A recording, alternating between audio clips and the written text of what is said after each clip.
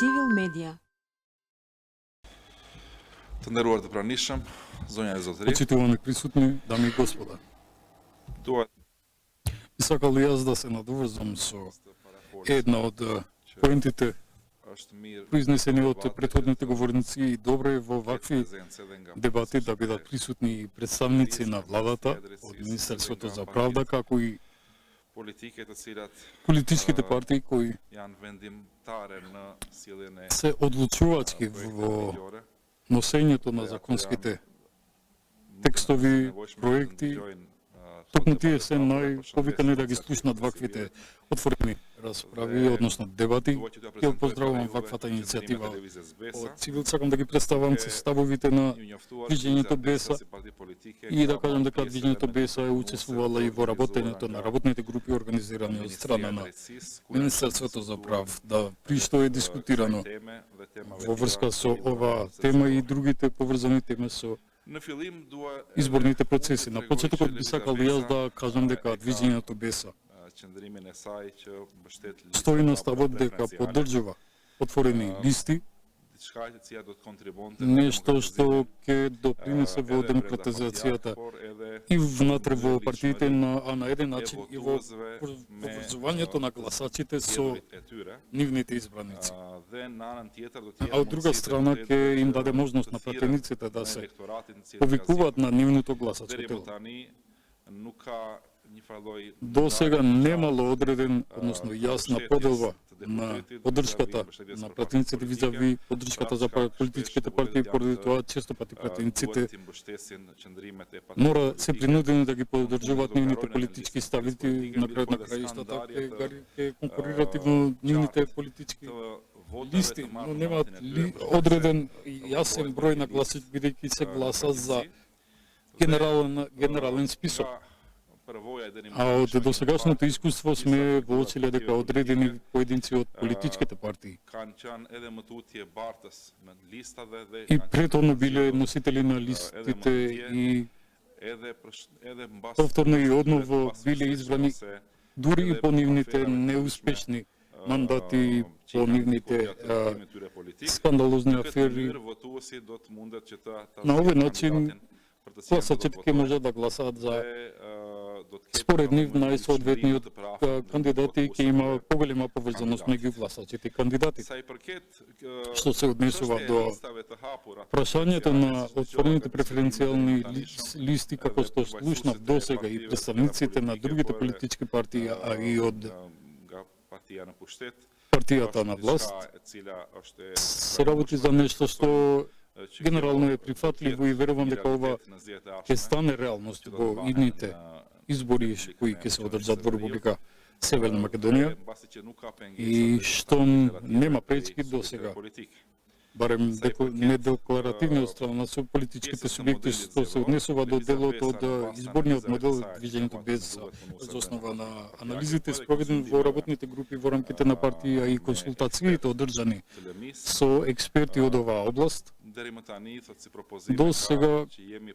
како предлог, ние сме за промена на досегашниот модел од 6 изборни единици во 3 изборни единици, и тоа обединување на изборната единица број 1 и 2 во една изборна, 3 и 4 во една единствена, како втора зона, и 5 и 6 во трета изборна единица. Зошто сме за ваков модел со повеќе изборни единици од само една изборна, што исто така и предлог и идеја што се предлага од другите политички субјекти, тоа е бидејќи ние сметаме дека врз основа на искуството што го имаме од други земји од регионот, а и одредени мненија на стручњаци од областа, постои опасност изборните листи повторно да се изготвуваат со повеќе кандидати од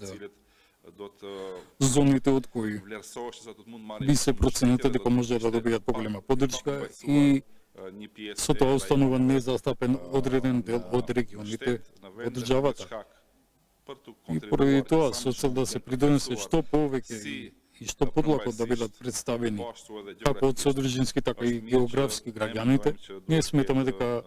би било добро да има повеќе од само една изборна единица. Што се однесува до моделот, треба да се нагласи дека ова е наш заклучок и наш досегашен став. Но станува збор за нешто за што сметаме дека имаме широк консенсус и имаме аргументи да изнајдеме и да дојдеме до добар модел за следните избори, земајќи го во предвид фактот за отворени преференцијални листи. Во една изборна единица исто така постои, како што е и темата на денешната расправа, перспективите на македонските избори. Се разбира дека за да се дискутираат перспективите треба да се анализира и ретроспективата и за жал во досегашните изборни циклуси во нашата земја, но когаш и најголемите политички опоненти се координираат кога имаат заеднички интерес, така да често пати се случувало кога кон крајот од денот на изборите да се постигне одреден договор меѓу политичките субјекти за да се искористат останатиот дел од гласовите во некој изборна единица и така е бројот на гласови во друга зона.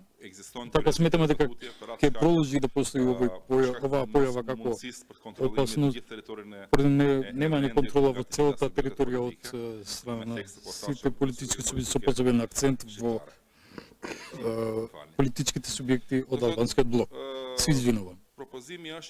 Значи, предлогот е да има 3 изборни единици со обединување на 2 изборни единици кои што се постоички со што ќе се создадат ќе генерираат по 40 мандати на пратениците, како имаме 120 пратеници од 3 изборни единици. Евентуални со обединувањето на овие изборни единици ќе се надмине и прашањето на пречките и на тоа што претходно беше кажано од претходните говорници. Подделба на еден град во 2 изборни единици и така немање јасна слика кои претеници, која зона, изборна единица ја застапуваат или пак на нелогичен начин во некои градови, како што е општина Чаир, општина градот Девар и Кичево, така поделени и бидејќи истите се една иста општина да се зачува нивната компатибилност, консолидираност да се обединат во една изборна единица. Друга точка што би сакал да го нагласам во насока на листата на. Многу е важно да се создаде механизам, добар, успешен механизам, најефикасен механизам за причистување на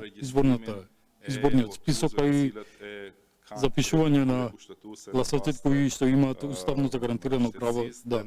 гласат врз основа на нивното државјанство и возраст, која што ја навршуваат за гласен, бидејќи како што знаете, тоа сега поради одредени процедурални аспекти, одредени гласачи не фигурираат во изборните списоци и сето ова треба да се надмена со цел. Гласачот кој што има навршено 18 години еден ден пред денот на изборите да има можност да гласа. Исто така да се примене и современата технологија, нешто што е стакнато, потенцирано во другите конференции да се превземат практиките, позитивните практики од западните земји со цел да се изврши проверка на гласачите, имињата на гласачите, нивните податоци со цел да се избегне нивното шетање по објектите за гласање или пак уште повеќе да се обесхрабрат и да не гласат воопшто. Се спомна и диаспората. Прашање што не функционираше во претходното до толку повеќе што бројот на гласачи во едно гласачко место во конзуларните представнича ги принудувала нашите државјани да патуваат од нивните домови многу далеку до дипломатските представници и после ваквите малтретирања се откажале и во последните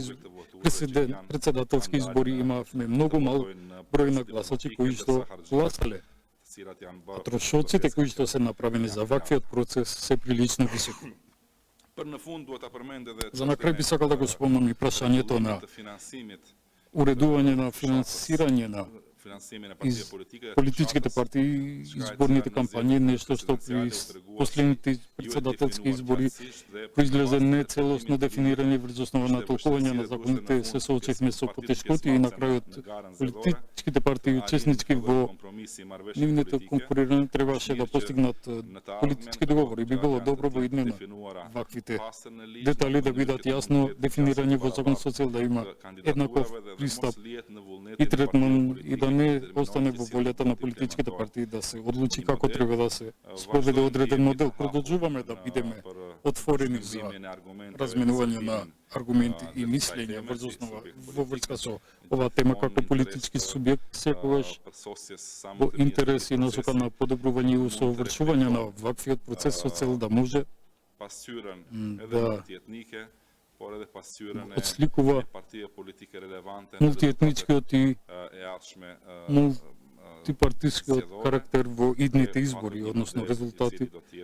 преку имање на модел кој би бил подобар за да се исполнат ваквите потреби. Благодарам. Цивил медија